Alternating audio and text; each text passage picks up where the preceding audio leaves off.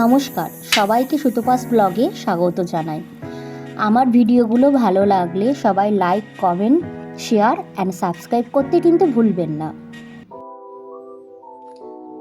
আজ দেখাবো রেস্টুরেন্ট স্টাইলের বাটার পনির। চলে আসো, কিভাবে করেছি একটু দেখো। পনিরগুলোকে স্কোয়ার করে কেটে গরম জলে ভিজিয়ে রেখেছি। কড়াইতে 2 চামচ সাদা তেল দিয়ে তাতে গোটা গরম মশলা ফোড়ন দিয়ে একটা পেঁয়াজ ঝিরিঝিরি করে কেটে ভেজে নিয়েছি। সাথে 4-5টা কাঁচা লঙ্কাও ভেজে নিয়েছি। 1 চামচ আদা বাটা, 1 চামচ রসুন বাটা সাথে দিয়ে ভালো করে কষিয়ে নিয়েছি। 3টে বড় বড় সাইজের টমেটো কুচি আর 10খানা কাজু তার সাথে ভালো করে কষিয়ে নিতে হবে। সাথে 2 চামচ কাশ্মীরি গুঁড়ো লঙ্কা আর 1 চামচ হলুদ গুঁড়ো দিয়ে ভালো করে মশলাটাকে কষিয়ে নিতে হবে। বলে রাখি, এই মশলাটাকে জলে সেদ্ধ করে বয়েল হয়ে যাওয়ার পর ঠান্ডা করে মিক্সি বা ব্লেন্ডারে পেস্ট করে নিয়ে ছাঁকনিতে ছেঁকে নিতে হবে, যাতে একটাও গোটা কিছু না থাকে। বাটার পনিরের মশলাটা স্মুথ হবে। আর এদিকে একটা পেঁয়াজ কুচি করে রেখে দিতে হবে আর টমেটো কুচি করে রেখে দিতে হবে।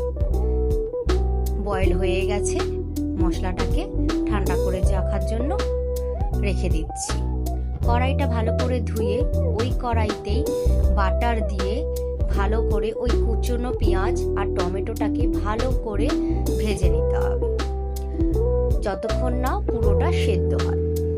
ভালো করে সেদ্ধ হয়ে গেলে পেঁয়াজ টমেটো ওই ফাইন পেস্ট মশলাটা দিয়ে দিতে হবে। দেখো কতটা স্মুথ হয়েছে।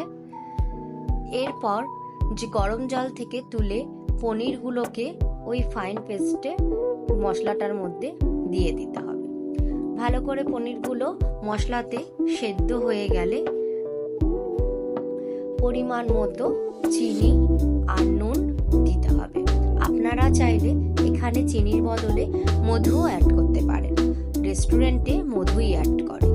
ভালো করে ফুটে উঠলে, ভালো করে মশলাটা পনিরের মধ্যে ঢুকে গেলে এর মধ্যে একটু কসুরি মেথি হাতে ঘষে দিয়ে দিতে হবে।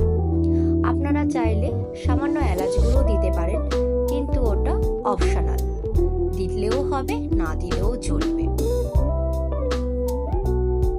দেখুন, আমার বাটার পনির রেডি হয়ে গেছে। পুরোটাই মশলাটা একেবারে গাঢ় হয়ে এসছে, গ্রেভি হয়ে এসছে। আর বাটার পনিরে সবশেষে বাটার না দিলে চলে, তো 1 স্পুন বাটার দিয়ে দেবেন লাস্টে। ব্যাস রেডি। দেখুন কিরকম হয়েছে। নমস্কার।